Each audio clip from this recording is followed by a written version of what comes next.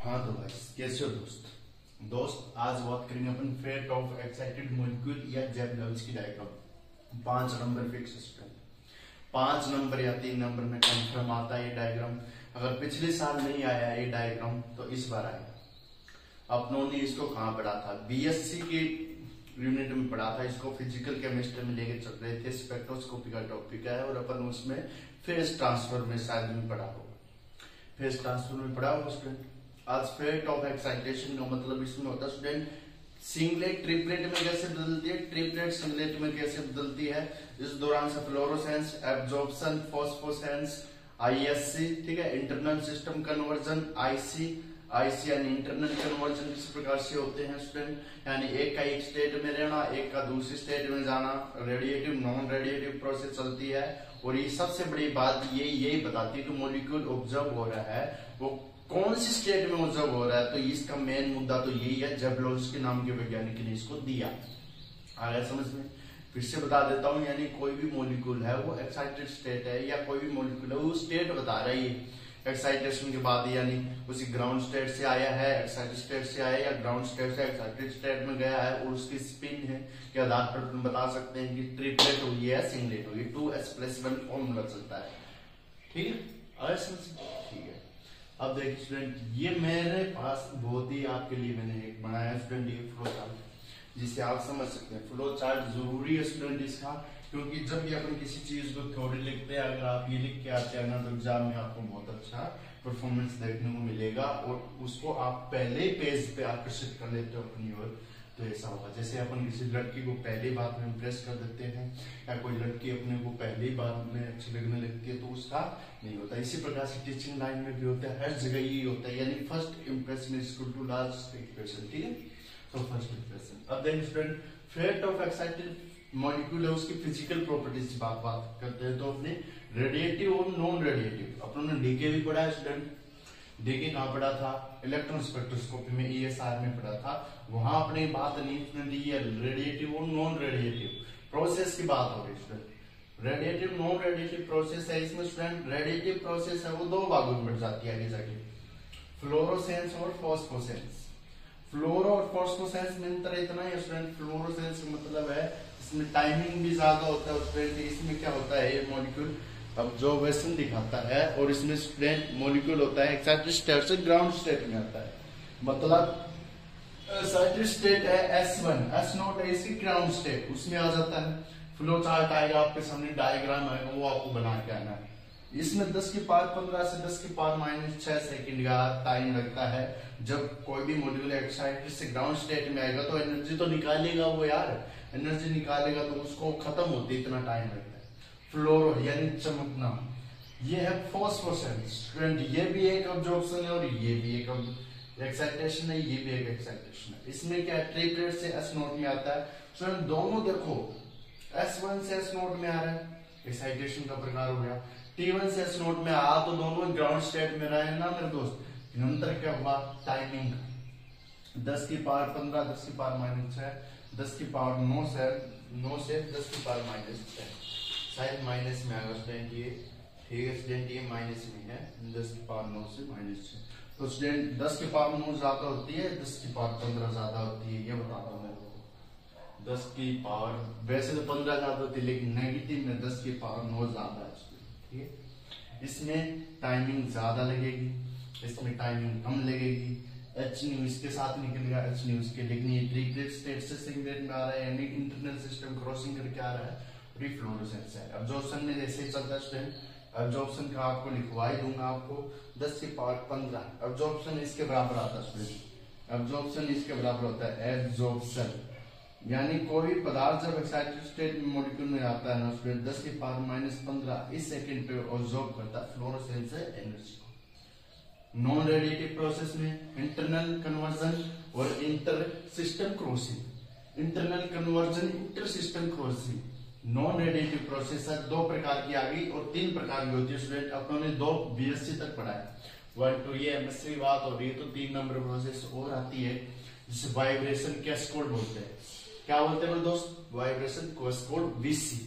इसमें B2 से B1, S1 से S1 हीट, ठीक है, S0 से S1 होना चाहिए। V1 से V1 आ गया, S1 से S1, V2 से V1 हीट से ये स्टूडेंट, ये वाइब्रेशन कैस्कोड यानी वाइब्रेशनल लेवल आएंगे इसमें, ठीक है। अब वाइब्रेशन लेवल स्टूडेंट आपको पता ही है इलेक्ट्रॉन स्पिन के कारण आते हैं। यहाँ पर इंटरनल कन्वर्जन आईसी और inter system crossing IC S1 S0 heat जाएगी प्रोड्यूस होगी, S2 S1 हीट जाएगी। स्टूडेंट सब में स्टेट बदल रही है क्या, मेरे को ये बताओ। इसमें स्टेट नहीं बदल रही तो सीधा सा अर्थ दिखा देंगे अपन इंटरनल सिस्टम यानी अपने ही सिस्टम में क्रॉसिंग हो रही है, यानी मॉलिक्यूल क्या जा रहा है स्टूडेंट, एक्साइटेड से ग्राउंड में आ रहा है, एक्साइटेड से ग्राउंड में आ रहा है। टाइमिंग बता दी। इंटरनल सिस्टम क्रॉसिंग में क्या है, मॉलिक्यूल दूसरे किसी को ले आ रहा है, इसमें क्या है अपने घर में चल रहा है स्टूडेंट, इसमें क्या हो रहा है स्टूडेंट दूसरे से, ठीक है, दूसरे विवाह हो रहे हैं या दूसरे पसंद कर रहे हैं। एक तो अपने जात में शादी हो जाए, एक अलग अलग जात के साथ शादी कर रहे हैं जिसमें S1 टेबल से, ठीक है, इस प्रकार से करिए, ठीक है। तो इस प्रकार से चलता है स्टूडेंट, ठीक है। S1 ट्रिपलेट में भाग गया, ट्रिपलेट है ग्राउंड स्टेट S0 में आ गया। तो ये आप फ्लो चार्ट उतारें स्टूडेंट, थोड़ी सी देर के लिए आप उतारें, फिर मैं आपको इसका थोड़ा सा विवरण दे देता हूँ स्टूडेंट। देखिए स्टूडेंट, इसके बाद में फेट ऑफ एक्साइटेड मॉलिक्यूल, इसमें बाद में लिखिए फेट ऑफ एक्साइटेड मॉलिक्यूल, या यह जो पिक्टोरियल डायग्राम है वह different energy state, different energy state बताता है किसी मॉलिक्यूल की। यह पिक्टोरियल डायग्राम या फेट ऑफ एक्साइटेड मॉलिक्यूल का जो पिक्टोरियल डायग्राम है वह डिफरेंट एनर्जी स्टेट बताता है मॉलिक्यूल की। अब इसके बाद हम अपने आएंगे, इसका डायग्राम है, जब लॉन्च की डायग्राम है उसके बारे में पढ़ेंगे। ये उतार लिया स्टूडेंट, ये काम आएगा ये। अब इसके बाद में अपन बात करते हैं इसका चित्र। स्टूडेंट चित्र इंपॉर्टेंट है, ठीक है। ओके गाइस, देखिए चित्र। हाँ तो गाइस अब देखिए स्टूडेंट, इसके बाद जब लॉन्च की डायग्राम क्या है स्टूडेंट, ये आपके सामने जब लॉन्च की डायग्राम है, मैंने और भी लिखवा दिया, बस इसको चित्र के रूप में दर्शा दिया। यही है जब लॉन्च की डायग्राम, और ये अलग अलग स्टेट के बारे में बताता है मॉलिक्यूल किस प्रकार से आ रहा है, ठीक है। ये है इस प्रकार से आपको बनाना है, मैं समझा देता हूँ इसमें है क्या स्टूडेंट। इसमें मैंने बताया वही चीजें हैं जो पहले थी स्टूडेंट। इसमें देखिए स्टूडेंट, जो मॉलिक्यूल है स्टूडेंट, इसमें ग्राउंड स्टेट से एक्साइटेड स्टेट में भाग रहा है, यानी एक बार S1 में, एक बार S2 में जा रहा है, एक बार S2 में, एक बार S0 में रह रहा है, ठीक है। ये मैं आपको बताता हूँ। अब इसमें देखिए स्टूडेंट, ये देखिए स्टूडेंट, मॉलिक्यूल ग्राउंड स्टेट में S2 में गया, मॉलिक्यूल ग्राउंड स्टेट में निचली वाली लाइन पे, इस पे ये मॉलिक्यूल S1 में भी जा सकता है, ठीक है, इस पे इस पे इस पे। तो ये हो गया फर्स्ट, यानी मॉलिक्यूल सेम स्टेट में रहे तो फ्लोरोसेंस फास्फोरेसेंस की प्रक्रिया होती है। दूसरी बात नॉन रेडिएटिव और रेडिएटिव प्रोसेस मैंने बता दिया आपको, रेडिएटिव क्या होगी फिजिकल प्रॉपर्टी में बता दिया, और नॉन रेडिएटिव प्रोसेस क्या होगी। इंटरनल कन्वर्जन फ्लोरोसेंस फास्फोरेसेंस, ठीक है, S1 से S0 में जाना, T1 से S0 में जाना, ये फ्लोरोसेंस की प्रोसेस होगी स्टूडेंट। यहाँ पर S1 से S0 से S1, S0 से S1, ये फ्लोरोसेंस की प्रोसेस होगी स्टूडेंट। फ्लोरोसेंस हो गई ना, फ्लोरोसेंस। ये फास्फोरेसेंस की प्रक्रिया कब होगी स्टूडेंट, जब मॉलिक्यूल किसमें आएगा, T1 से S0 में आ जाएगा, इस प्रकार से। ये यहाँ पर फ्लोरोसेंस की होगी, इसमें स्टेट सेम है, S0 से S1, बस लेवल बदले हैं। इसमें स्पिन अलग अलग है, ट्रिपलेट से S1 में S0 से आ रहा है, ट्रिपलेट से S0 में आ रहा है फास्फोरेसेंस। दोनों प्रक्रिया समझ में आ गई। अब इसके बाद स्टूडेंट ये रेडिएटिव प्रोसेस थी दोनों। अब नॉन रेडिएटिव प्रोसेस में वाइब्रेशन, नॉन रेडिएटिव प्रोसेस, इसमें मॉलिक्यूल क्या आता है स्टूडेंट, नीचे आ जाता है, S2 से S1, S2 से S1।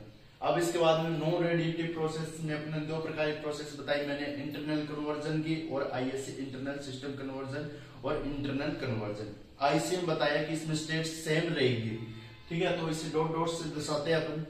आईसी में देखिए स्टूडेंट, यहाँ पर S1 में था मॉलिक्यूल, S1 में था स्टूडेंट, S2 से था, इसकी S1 में आ गया, ठीक है, ये S1 है, S1 स्टेट स्टूडेंट, इसी का लेवल ये मॉलिक्यूल एक्साइटेड हो गया, S1 में आ गया, S1 में आ रहा है, S1 में आ रहा है, इसमें इसमें इसमें इसमें किसी प्रकार की कोई समस्या आपको नहीं है। मॉलिक्यूल S2 से S1 में आ रहा है, स्पिन चेंज नहीं हो रही है, वही सिस्टम है, नॉन रेडिएटिव प्रोसेस है। वाइब्रेशन मैंने लिख चुका है, तो यहाँ पर भी नॉन रेडिएटिव। इसमें क्या होगा स्टूडेंट, आईएससी में इसमें मॉलिक्यूल होता है वो स्टूडेंट स्पिन चेंज करता है। आईएससी है, S1 से T1 में ट्रिपलेट में आ रहा है, S1 से ट्रिपलेट में, S1 से ट्रिपलेट में, स्पिन चेंज हो रही है, इसलिए इसको इंटरनल सिस्टम क्रूसिंग बोला जाता है।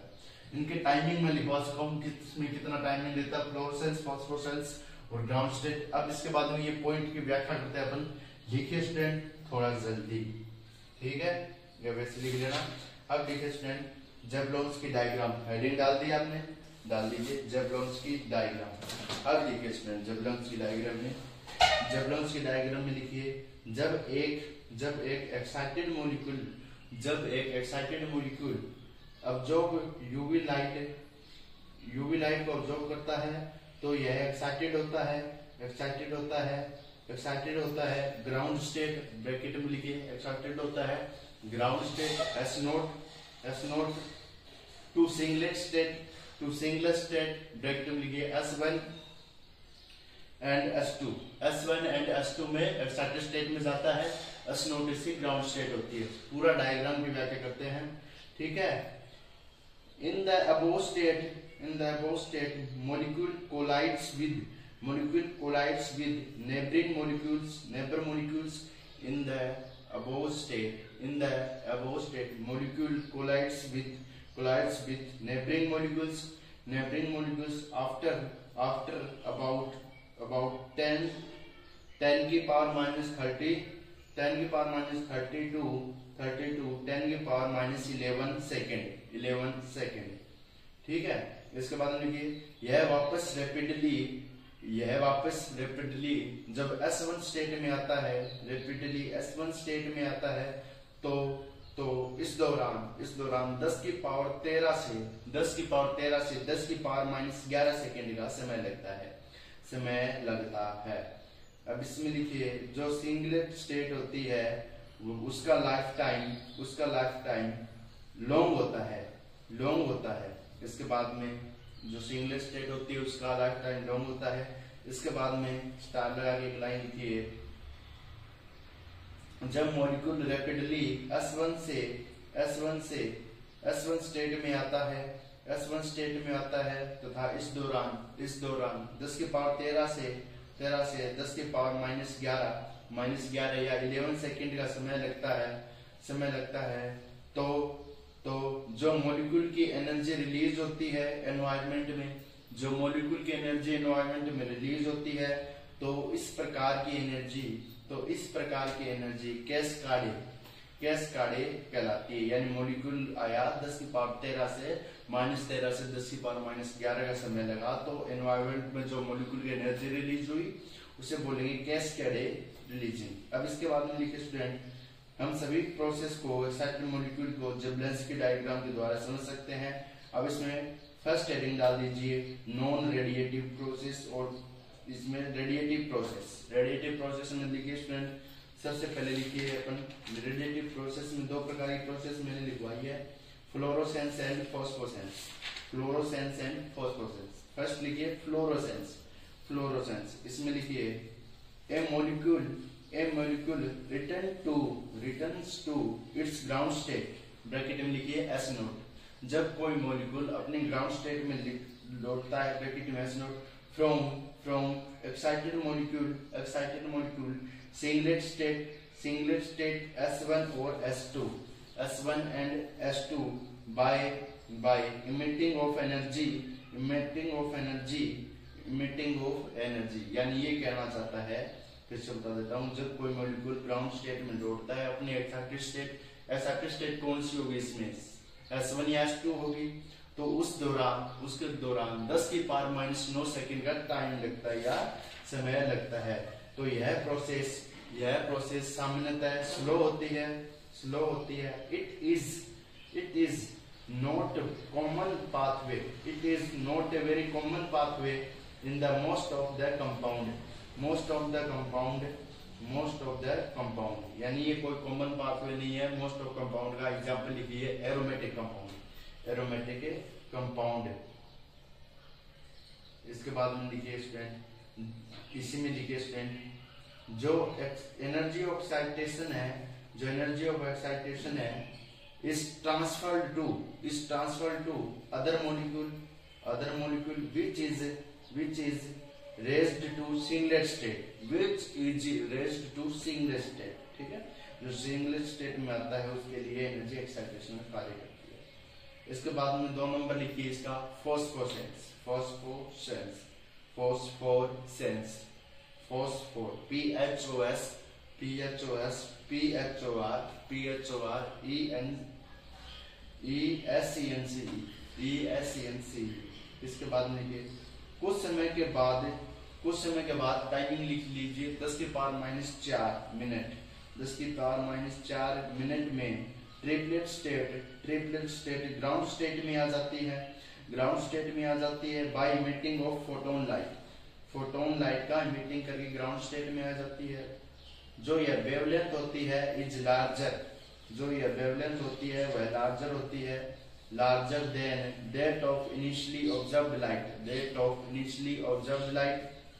This process is called phosphorescence. This process is called फॉस्फोसेंस।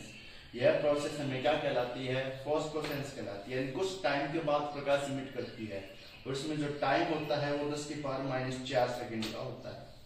इसके बाद में लिखिए स्टूडेंट, इसी में लिखिए जो ट्रिपलेट स्टेट होती है, जो ट्रिपलेट स्टेट होती है वह सिंगलेट स्टेट से मोर स्टेबल होती है। मोर स्टेबल होती है इसलिए जो ट्रिपलेट स्टेट है उसमें केमिकल रिएक्शन सिंगलेट स्टेट से ज्यादा अच्छी होती है। सिंगलेट स्टेट से ज्यादा अच्छी होती है, ठीक है। इसलिए अपन क्या करते हैं, फोटोकेमिस्ट्री में अधिकतर अपन ट्रिपलेट स्टेट का उपयोग करते हैं केमिकल स्टेट में। स्टेट लिखिए स्टूडेंट, इसमें एग्जांपल में S1 प्लस H न्यू जाएगी S1 में excitation singlet molecule state. Excitation molecule state. 2 number लिखिए, S1 से जा रहा है मॉलिक्यूल S1 में प्लस हीट के द्वारा, तो वाइब्रेशन केस्काडी, ठीक है, लिख लिया। अब इसके बाद में फॉस्फोसेंस की कंडीशन लिखिए 3 नंबर में। ट्रिपलेट स्टेट जा रही है S0 से।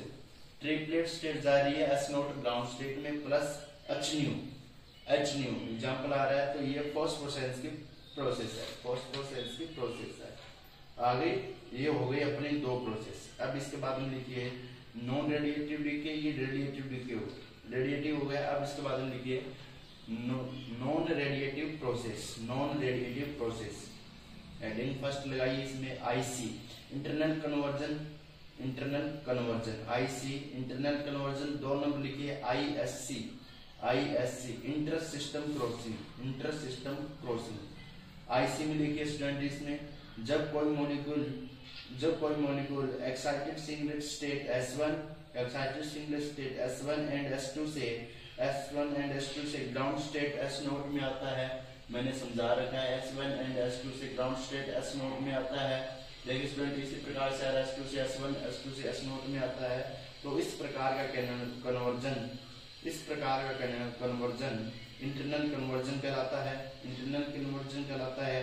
तथा इसमें जो स्टेट है वह सेम रहती है। एग्जाम्पल लिख लीजिए इसमें S1 मॉलिक्यूल S2 से जा रहा है S1 में, मॉलिक्यूल जा रहा है S2 से S1 में प्लस हीट निकाल रहा है। मॉलिक्यूल जा रहा है S1 से S0 में प्लस हीट ऑब्जॉर्व कर रहा है या एक्साइटेड कर रहा है, ऑब्जॉर्व नहीं। तो इस प्रकार की स्टेट IC होगी। अब इसके बाद हम लिखिए ISC। इसमें लिखिए कुछ मॉलिक्यूल में S1 स्टेट से मॉलिक्यूल ट्रिपलेट स्टेट में आ जाता है तथा इस दौरान वह एक्साइटेशन के रूम में रेडिएशन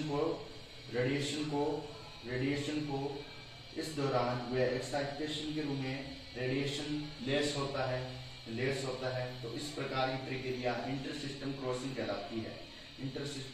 कहलाती है। इसके बाद में ये जो फर्स्ट एक्साइटेड स्टेट होती है more stable, is more stable क्योंकि it has lower energy state that the first excited state singlet state, यानी जो सिंगल स्टेट होती है वो मोर स्टेबल होती है ट्रिपलेट स्टेट की तुलना में, क्योंकि फर्स्ट एक्साइटेड स्टेट है। इसके बाद में लिखिए inter system crossing process is an energetically downhill process है।